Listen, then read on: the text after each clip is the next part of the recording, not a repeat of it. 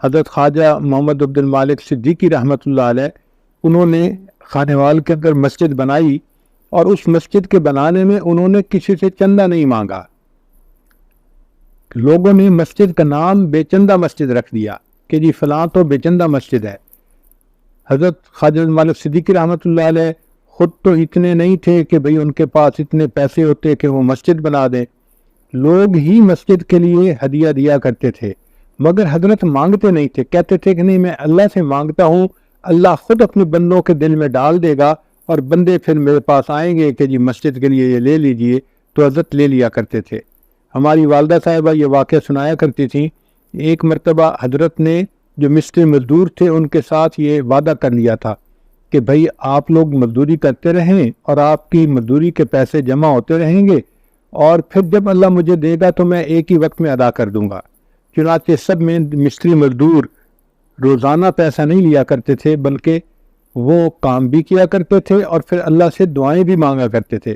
حضرت خوش ہوتے تھے، فرماتے تھے پہلے میں اکیلا تھا اللہ سے مانگنے کے لیے، اب میرے ساتھ یہ مستری مزدور بھی شامل ہو گئے، اب کئی اللہ سے مانگنے والے بن گئے، اب اللہ کی مدد آئے گی اور جلدی مسجد بن جائے گی۔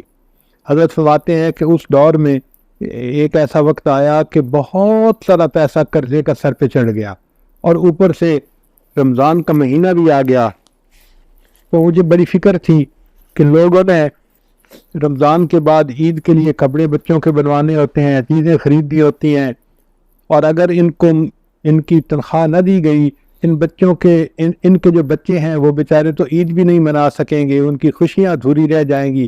میرے دل میں اس کا بڑا غم تھا، لیکن میرے پاس پیسے نہیں تھے کہ میں ان کو دے سکوں، اللہ سے دعائیں مانگتا تھا۔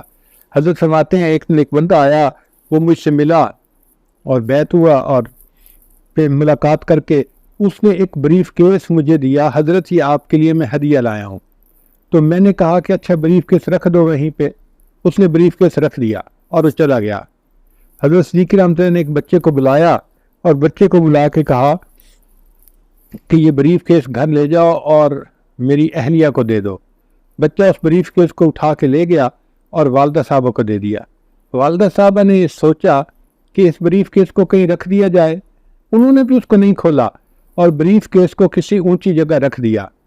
اب ایک دن، 2 دن، 3 دن گزر گئے، تو 3 دن تک کوئی تذکرہ ہی نہیں ہوا حضرت کے درمیان اور ان کی اہلیہ کے درمیان۔ تیسرے چوتھے دن اماں جی نے پوچھا حضرت سے کہ وہ جو آپ نے بریف کیس بھجوایا تھا وہ لوہے کا بنا ہوا ہے یا کیا؟ حضرت نے پوچھا کیوں؟ کہنے کی وہ تو اتنا بھاری ہے کہ مجھے اٹھا کے اوپر رکھنے میں بڑا وزنی محسوس ہوا۔ تو حضرت نے فرمایا نہیں، لوہے کا تو نہیں بنا ہوا، ذرا اس کو میرے پاس اٹھا کے لائیں کہ وہ بھاری کیوں ہے۔ چنانچہ والدہ صاحبہ اس کو اٹھا کے لائیں، جب اس کو کھولا گیا تو دیکھا کہ وہ نوٹوں سے بھرا ہوا تھا، 1000 روپے والے نوٹ کے۔ حضرت نے فرمایا کہ اللہ کی مدد آ گئی، اب یہ مستری مزدوروں کو ان کے پیسے دینے چاہیے تاکہ یہ رمضان کی عید کے لیے خرچہ کر سکیں اور اپنے بچوں کو عید کے لیے جو ہے وہ چیزیں خرید کے دے سکیں۔ چنانچہ جتنا حساب بنا مستری مزدوروں کا، جب نوٹوں کو گنا گیا تو اتنے ہی پیسے تھے۔ حضرت نے سب کو دے کر اللہ کا شکر ادا کیا، اللہ آپ نے اپنے بندوں کے لیے اسباب بنا دیے اور مجھے اس قرضے سے فارغ کر دیا۔ تو دیکھو اللہ والوں کا یقین اس طرح بنتا ہے کثرت ذکر کی وجہ سے۔